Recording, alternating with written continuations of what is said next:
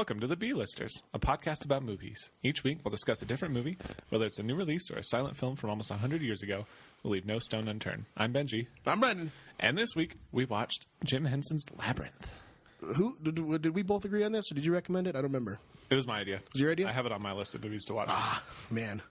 First one that was my choice. Yeah. Probably 10 years, I think I said. Yeah, something like that. Since I've watched it. I've always been a big Dark Crystal fan. Yeah. That was my Jim Henson. I didn't realize how big of a following this was until 10 years ago when I watched it. It got pulled from theaters because it was doing so poorly when it came out. I think I read that. I think that it was technically a flop. Mm-hmm. It made, in its entire theatrical run, it made about half of what the film's budget was. Jeez. Which makes no sense to me, having David Bowie. Yeah. I'm sorry, because it was what was it, 1986? Was that the height of David Bowie? It was, I'd say his height was a little earlier, kind of probably late 70s, early 80s. Okay. I didn't realize that it got pulled from that. I mean, I knew it was a flop, and then many years later became probably one of the biggest cult classics. Yeah. I mean, literally just starting in the next year. I think it made more money in 1987 than it made in all of 86. Oh, man. That's crazy. It makes no sense to me because how technically advanced it was. Yeah. Like, I mean, in some ways, like if you look at Star Wars, which ended 3 years before that. But I think, this is just bias, I think technically advanced because of how practical and how everything looked. That's true. Practically. Yeah. Like, they didn't need any CGI. They didn't need any... Well, there was the green screen, but you didn't have any, like, fake animals walking around. Speaking of animals. Oh, that was your first mistake. I was petting him in the first place. No, but you guys have been a fan of this movie for quite a long time. Yeah, I'm trying to remember. I think I first saw it when I was in high school. Okay. So I didn't like grow up on it. Yeah. But it was one of those things that was like instantaneously, like the moment I saw it, I fell in love with it. I love those movies. Yeah. Like growing up on like Sesame Street and the Muppets and like all of Jim Henson's other stuff, I was like, well, how can I not love this? Plus it's got David Bowie in it. Yep. Again, I say Dark Crystal because that was equally the same thing, but more, I would say a lot darker. Yeah. Probably why I liked it so much. I don't know. Pun intended. I've never seen Dark Crystal. You've never seen Dark Crystal? That's all right. No, that makes sense. I mean, I feel like a hypocrite talking about Labyrinth and then being like, oh, I've never seen Dark Crystal. No. I think that's the only like Jim Henson thing I've never seen. Okay. Probably.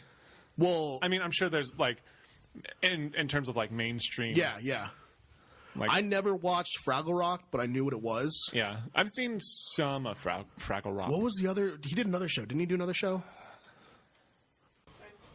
Dinosaurs. Oh, yeah. Not the mama. Yeah. Not the baby, whatever. That show is so weird. That show is creepy. That show is creepy. No, but Ben and Lee did something really cool for this viewing. That we wanted to make it special. Yeah. Since Stephanie had never seen it. And Steph had never seen it. Over 10 years. I hadn't seen it in 10 years. But no, they set up a whole living room home theater system. Yeah. We borrowed my father-in-law's projector and projector screen. And it took up pretty much like the entire west wall of our living room. Yeah. So we just set it up. It was a whole theater, you know. Set up the couch the way we did. And made popcorn. And it was so much fun. Yeah, it was cool, man. Definitely more unique and special for this one. Yeah. Well, because a couple of years ago, Lee and I, there was like a rerunning of that movie in theaters, and Lee and I went and saw it. And that was super cool. Which is always cool to do if you ever get a chance. If they re-release something, especially something like this, go see it. You do not want to miss that opportunity. The funny story about my history with the movie Labyrinth is I hadn't seen it until a certain somebody showed it to me. Oh, no. Yeah. But I'm glad that I feel the way I do about it because I'm able to like separate it from that. Yeah, you're not holding on to that horrible memory. Yeah, I don't feel the way I felt when I watched it then. Whereas like there's like a bunch of like albums that I listen to that I associate with like that period of time in my life. Music is different. Music holds a different level of emotion and feeling. And relating things to music, you can't get rid of it. Yeah. I mean, the same thing here. Certain stuff you just can't get rid of. Right. You know, even if it was just one thing or one song you listen to. It's been so long, too, and there's still, like, certain albums that I'll listen to. And as soon as it starts playing, I'm like, I remember exactly where I was at this point in time. Yep. And I was like, you can feel it in your gut. Yeah. Oh, yeah. Oh, yeah. I don't know. I really, really love this movie, and I was kind of surprised to hear that Stephanie thought it was okay. Just thought it was okay. For lack of a better term. No, it's okay. But that's I'm cool. glad she at least sat and watched it with us. She sat and watched it. I think she appreciates it. I think on she a different level now than she would have if she watched it as a kid. That's what I'm saying. If it was a lot earlier, she'd have different thoughts. Yeah, it would have been like, it's just a movie. Man, David Bowie's pants are too tight. We're waiting to get into that. They called it his cod piece. Look, everybody who's seen this movie knows it has to be a point of conversation. They know. Like, you can't watch this movie and then not talk about it. There's too much crotch shots. There's not too much. I think there's Hey, she said it, not me. I mean, okay. When you have a character at crotch length or crotch level, when you have a character that's at that level, Yeah. you don't need to have lingering shots of that person having a conversation with David Bowie at that level. Holgo was a short character. He Yeah, needed to there's be all the way nothing down wrong there. with that. The lady that played him was 3'2". That was a lady? Yeah. But it was Brian Henson, Jim Henson's son, that voiced him. Oh, okay. Still, too much. I guess they actually did some padding to emphasize Oh, I'm sure they did. for some reason. It was probably David Bowie's suggestion. Oh, God. Have you seen the outfits that he wore in the 70s I have. and 80s? No, I have. It's like Madonna. No, it's better. It's better.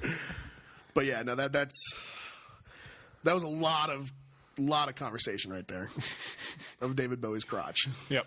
No, but talk about a perfect casting for what's his name?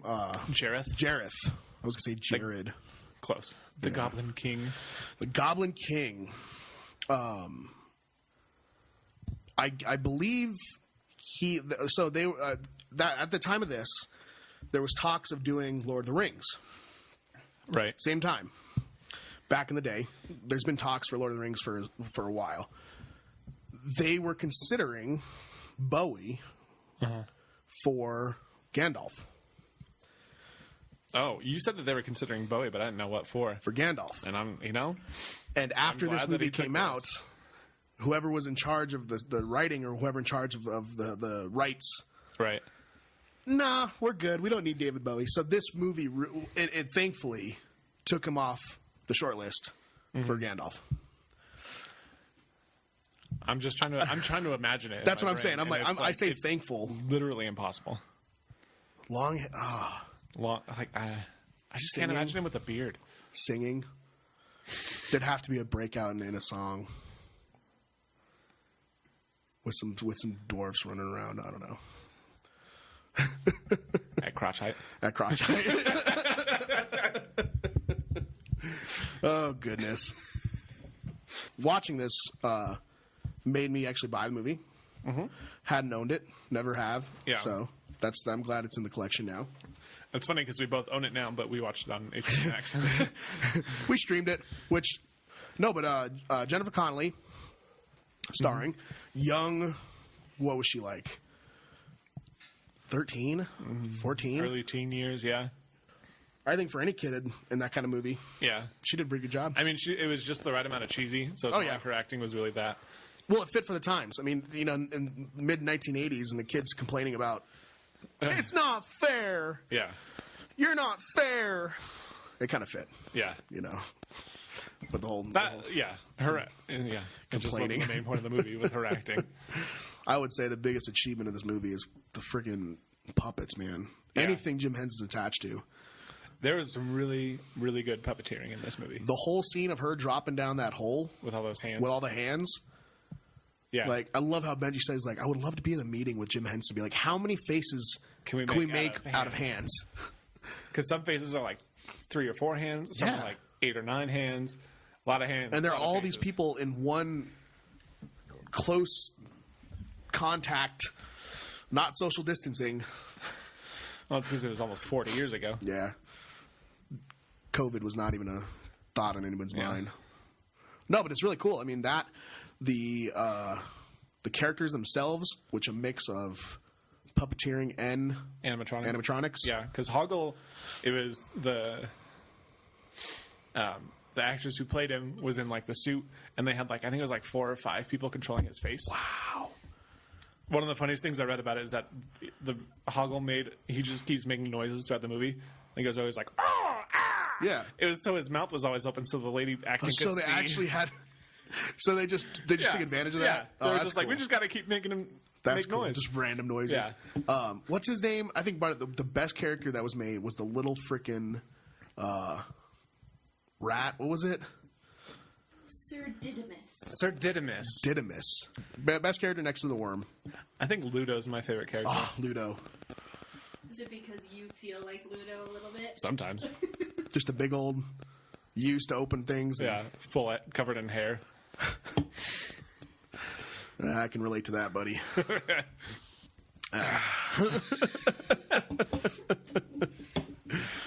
Two big old beards. Was there a specific part of the movie that you would pick out as like your favorite part of the movie? As the top of the top of the top? Top of the top. Dude, honestly, the whole worm sequence, as short as it is.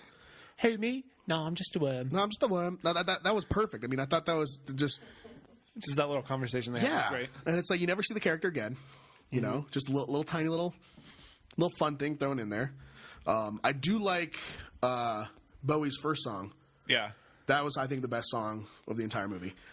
What was the song? Is it Dance Magic Dance? Yeah. Yeah, Dance Magic Dance. Yeah. Thank you. I was trying to remember the name of it. That's the most iconic one. Once you hear that, you immediately think... I was literally about to say that was my favorite part of the movie. Yeah. Anything David Bowie singing, I'm all for. Yeah. No, honestly, I'm all I for agree. it. We don't have enough presence of Bowie nowadays, I think. Well, yeah, he's been dead for 5 years. Well, you know what I mean, though, is I think his importance should be more noted. Oh, 100%. You know what I mean? Yeah. Like, people should be talking about him. Yeah. I Talking think about him every day. the last handful of years of his life where he was pretty secluded. Yeah. Well, I mean, he was sick, but nobody knew. No one knew. What was that last music video, which I've only seen once. I've seen it a bunch. I don't want to watch it again. It's good. Because it's a literal goodbye, isn't it? I mean, it's a literal of him. I mean, that whole last album, which is great. It was just, he knew what was coming. Yeah. Put everything into this, you know, and That's it's great. It's great. Such a dark album. Yeah. It's so good. I liked the whole stair sequence in the end. Yeah. That was filmed. Like the MC Escher. Oh, now that I just thought of this, there was a couple sequences that both of us looked at each other like, how did they do that? Yeah. She puts the snake on and it turns into a scarf. Yeah. But they do it flawlessly. Yeah. There's no cuts. Yeah, I have no idea how they did that. There's no edits. I mean, she's moving during the whole time, so you couldn't like stop and go. Yeah. God, there was one other one I can't remember off the top of my head. That was, I think it was the stair sequence. Yeah, of him standing up. Oh yeah, when he stairs. like comes, he's upside down. Yeah. And he like kind of comes around, Which was probably a he's right reverse side up. shot. Maybe, But yeah, still, now it that was I'm like, thinking about it. yeah, that was, when you have to stop and be like, damn, Yeah. that was good. Yeah. I also love the fact that in some ways they made David Bowie a puppet.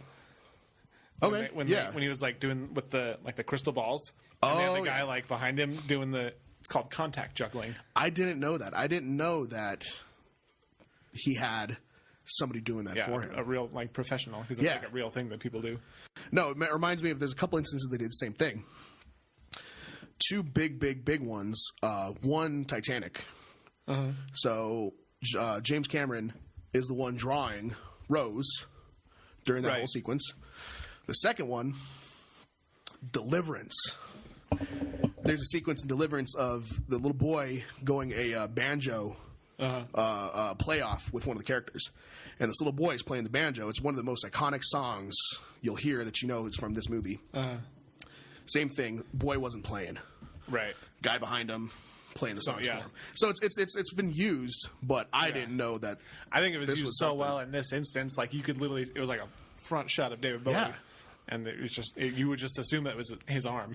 If you wouldn't told me that, I'd be like, dang man, David Bowie's good with a crystal ball. What the heck, man? Should have used that earlier. No, that was I like that. They turned into a puppet himself. That was pretty cool. Anything Jim Henson does, the dude was a literal genius. Yeah. To think of puppeteering, to have multiple people Yeah. with one puppet. Mm-hmm. Is there anything you don't like? Or is it one of those ones that's like you really cannot find anything negative? Yeah. As much as I like the song with like the green screen part with the puppets like taking off their heads and stuff, Yeah. I could do without that scene. It's just because of the whole green screen aspect of it, it just feels so out of place to me. It took you out of it. Yeah. It kind of did, because all of a sudden it's like you get these characters and then they're jumping around, doing all kinds of crazy Right. stuff, which you weren't. Yeah. From then on, you Yeah. were seeing. If you gave Jim literal Henson things. like another week or a month to think about that, he Yeah. probably could have figured out a way to do it without the green screen. I agree with that. I think they could have been something done like we were talking about the puppeteering that's done with all black shadows. Yeah. That would have been kind of cool. Where it's like you can kind of tell that somebody's controlling them. Right. Like but the not whole just- Dracula musical and forgetting Sarah Marshall. Gosh, that should be on the list. Then get him to the Greek. Get him the Greek as a sequel to Forgetting Sarah Marshall. Oh. What? I didn't know that. Yeah. So Russell Brand, they're both playing the same No. characters?